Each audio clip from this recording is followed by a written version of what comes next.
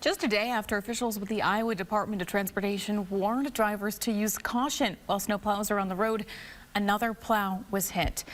These are photos of that crash. It happened near Missouri Valley in western Iowa. It's at least the 26th time this winter season someone has crashed into a snowplow. The Iowa State Patrol says thankfully no one was hurt in this crash. Wednesday, they say they saw a record 15 crashes into snowplows.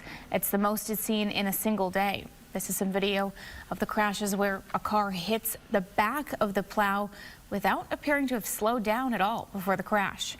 The department says most of the crashes were on highways with people just driving too fast.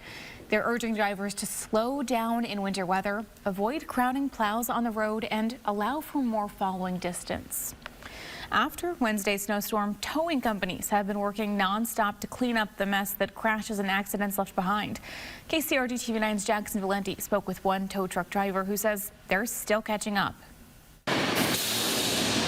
Towing companies across eastern Iowa are staying busy cleaning up the effects of Wednesday's snowstorm. It's been a busy week. All the drivers have been working tirelessly. We're getting all of our straps ready, making sure everything's greased up. Our hydraulics are good to go. Drivers at Riggs Towing and Recovery in Fairfax say things really picked up after the snow stopped. Thursday was almost even worse. We were way busier Thursday just because the tow ban had been lifted and now it was cleanup time. Many counties in eastern Iowa enacted tow bans Wednesday, meaning unless law enforcement calls for a tow when a car is blocking traffic, people who are stuck can't get saved.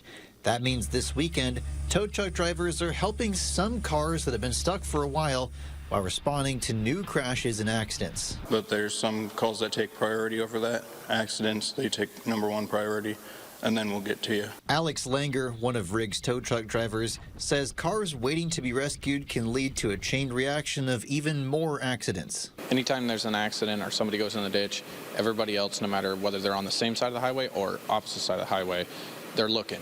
They want to see what's going on, and it causes more accidents. Langer says before you get in the road in the snow, it's worth checking the 511 app or website to see what road conditions are looking like. He says even days after lots of snow, side roads and road shoulders can still be slick. In Fairfax, Jackson Valenti, KCRG TV9 News.